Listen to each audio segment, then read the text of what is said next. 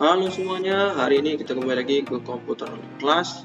Nah, kali ini materi kita adalah tentang tab animation pada PowerPoint. Kali ini kita akan bahas tentang tab animation yang berfungsi sebagai untuk menambahkan animasi-animasi yang ada di PowerPoint. Oke, kita langsung saja ke materinya. Nah, kita masuk ke pengertiannya dulu. Jadi, icon perintah pada tab animation ini secara garis besar berfungsi untuk menyisipkan serta mengatur efek animasi pada tiap bagian dalam halaman slide. Nah, komponen dalam halaman slide ini dapat disertai dengan efek animasi. Contohnya, ketika kita memasukkan sesuatu objek ke dalam slide kita seperti gambar, logo, icon dan lain-lain. Nah, itu bisa kita berikan animasi. Itu dia.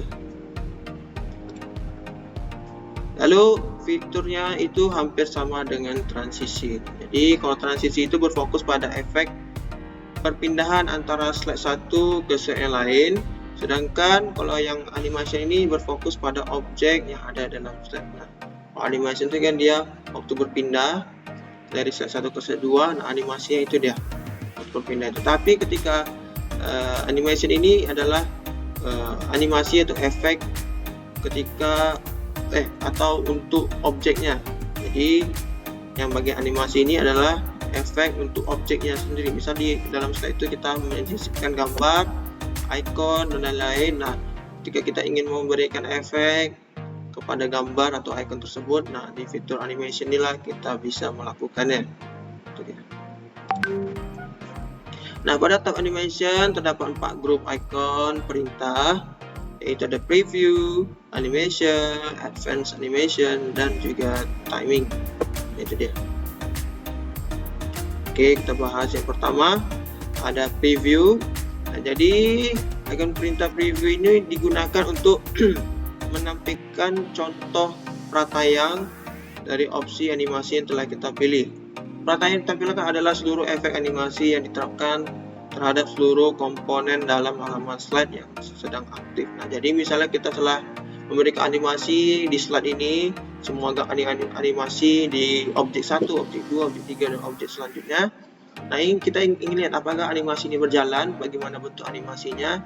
Kita bisa menggunakan preview ini. Jadi sebelum kita memulainya, kita bisa cek dulu, oh seperti ini ya rupanya kalau saya pilih animasi ini di objek ini.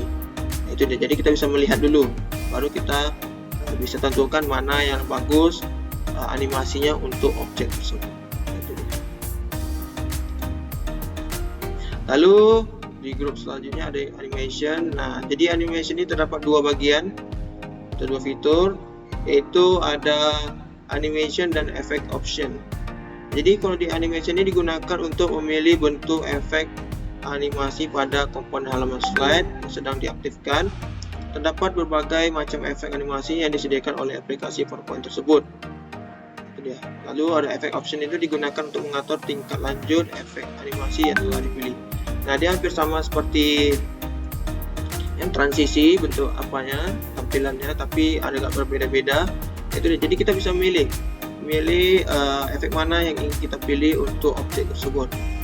Nah, ketika kita sudah memilih, kita bisa masuk ke efek option. Di efek option itu dia memberikan opsi lebih ketika kita memilih animation, contohnya yang fly in. Nah, kita memilih animation fly in. Nah, kita pilih option efek option. Nah, misalnya kalau yang defaultnya atau bawaannya dia fly ini dia terbang dari kiri ke kanan, tapi kalau di efek option kita bisa pilih dia mau dari atas ke bawah atau dari kanan ke kiri dan lain-lain. Nah, itu dia fungsi dari efek option.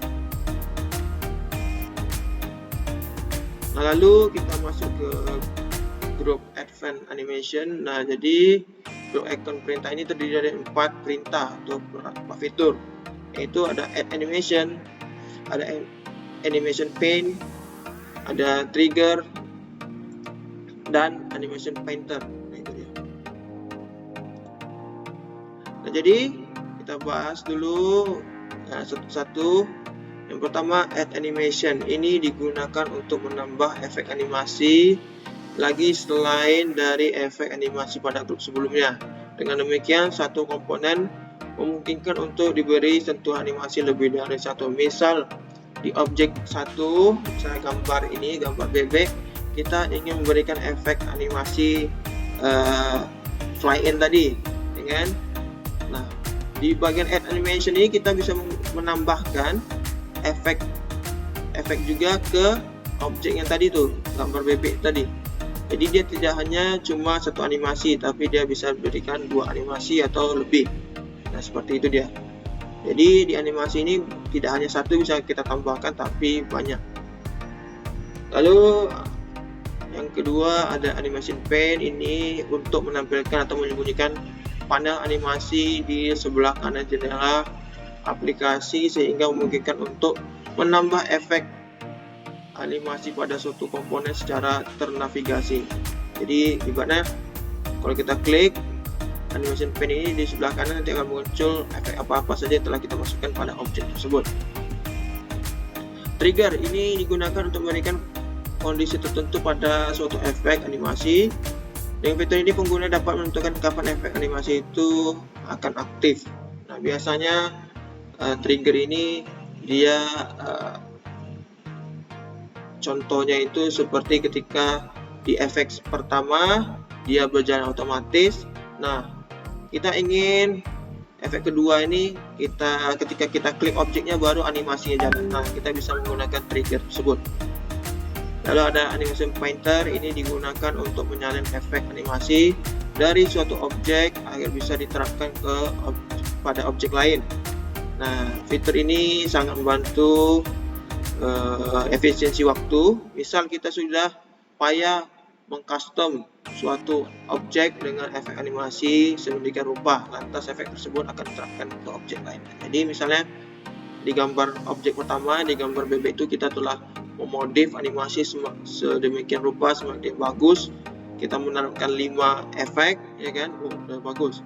Tapi di objek selanjutnya kita ingin menerapkan juga yang sama dengan objek yang pertama. Nah, kita bisa menggunakan animation painter. Jadi dia menyalin efek dari objek pertama ke objek selanjutnya. Itu dia. Dan yang terakhir ada timing. Nah, jadi group icon timing ini digunakan untuk mengatur waktu dari suatu efek animasi. Terdapat 5 bagian pada grup ini. Yang pertama ada start, duration, delay, ada move earlier, dan move later. Itu dia. Kita bahas yang pertama ada start. Itu digunakan untuk menentukan kapan efek animasi akan dimulai. Dalam contoh gambar ini on click berarti efek animasi akan dimulai saat klik mouse atau mouse diklik. Jadi ketika animasi itu akan berjalan ketika kita mengklik mouse. Itu dia. Nah, duration ini digunakan untuk menentukan durasi atau waktu tayang dari animasi tersebut. Misal kita animasi pertama itu misalnya animasi menghilang. Nah, kita ingin menentukan berapa sih waktu dia menghilang tuh. Nah, bisa kita gunakan di durasi ini, kita tentukan mau dia menghilang 2 detik, mau dia menghilang 1 detik atau 0,5 ibarat setengah detik pun bisa. Nah, gitu. Lalu delay ini digunakan untuk menentukan waktu tunggu dari efek animasi. Misal berapa jarak putar animasi dengan klik mouse. Misalnya klik mouse kan, kalau misalnya 00 berarti dia langsung misal klik mouse langsung animasinya berjalan. Jadi ketika misal buat dia ibaratnya satu detik, misal klik mouse-nya kan untuk menjalankan animasinya, tapi dia nanti udah 1 detik kemudian baru dia jalan. Nah, itu dia. Lalu ada move earlier. Ini digunakan untuk memindahkan efek animasi dari satu objek ke objek sebelumnya. Dan move later juga digunakan untuk memindahkan efek animasi dari satu objek ke objek berikutnya. Nah, kalau yang earlier itu objek sebelumnya, kalau yang later ini ke objek berikutnya. Oke. Baiklah, sekian dulu materi kita tentang animation pada PowerPoint. Jadi bisa kita pahami bahwa ketika kita ingin menggunakan animasi pada PowerPoint, kita bisa menggunakan fitur-fitur yang ada pada tab animation. Oke, sekian dulu materi dari Mister. Terima kasih dan sampai jumpa kembali di pertemuan selanjutnya. Bye bye.